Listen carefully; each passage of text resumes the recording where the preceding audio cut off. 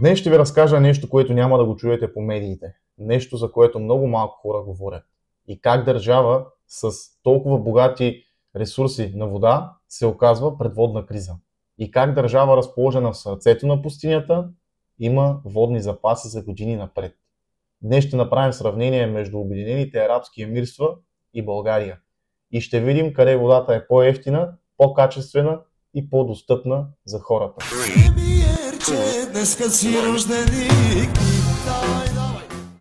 Но нека започнем първо отдалеч. Ще започнем с България. Като направим сравнение колко реки и язовири има в България в сравнение с Обединените арабски емирства. И тук, когато казвам реки, язовири, поточета и всички водоизточници в България, имайте предвид естествени. С изключение на язовирите, които са направени да захранват питейните нужди на гражданите, както и поливните системи в селското стопанство. Друг въпрос е, че вече в България отдавна не се полива в селското стопанство. В България има 540 реки, от които 32 над 100 км дълги, такива като Искър, Дунав, Тунджа, Марица и Камчия. В България има 6844 язовира, построени в периода 1950-1985 година. На второ място сме в Европа по минерални извори. И въпреки това плащаме по 5 лева кубик вода. И о чудо! Очаква се водата да поскъпне. И сега се прехвърляме в сърцето на пустинята, в Обединените арабски емирства, за да ви разкажа малко за модела, който използват те.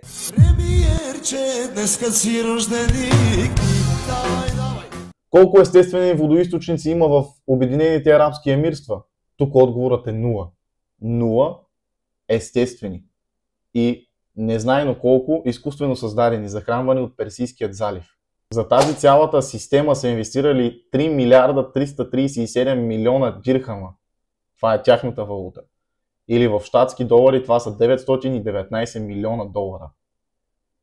А в български левове близо 2 милиарда. Ето как арабите за 2 милиарда захранват цяла държава с вода, с изградена чисто нова водна мрежа и с редица пречиствателни станции. Вие представяте ли си да карахме вода от Бургас до София? Това са 350-60 км. Този проект ще да отнеме поне 20 години, за да бъде изпълнен. А в Дубай това е отнело 4 години и 7 месеца.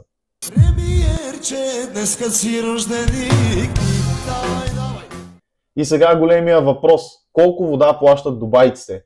Ами 7 дирхама. Или в български левове това са около 3 лева и 12 стотинки. И тук си задаваме големия въпрос.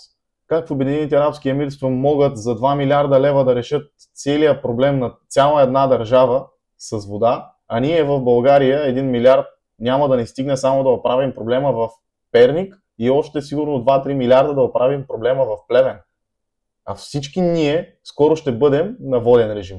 Както в момента се случва в Плевен, както след известно време, ако не вали, ще се случи в Велико Търново, така постепенно всеки един град в България ще бъде на воден режим, ако ние не направим нещо по този въпрос. Но ако ние сме примирени и стоим без да се обаждаме, това няма как да се случи.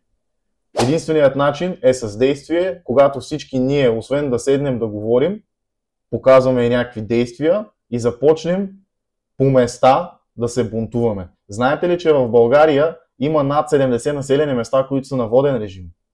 Може би в момента не е още при нас, но това идва съвсем скоро. И ако ние сме спокойни, че това няма да ни се случи, гарантирам ви, че не се случи.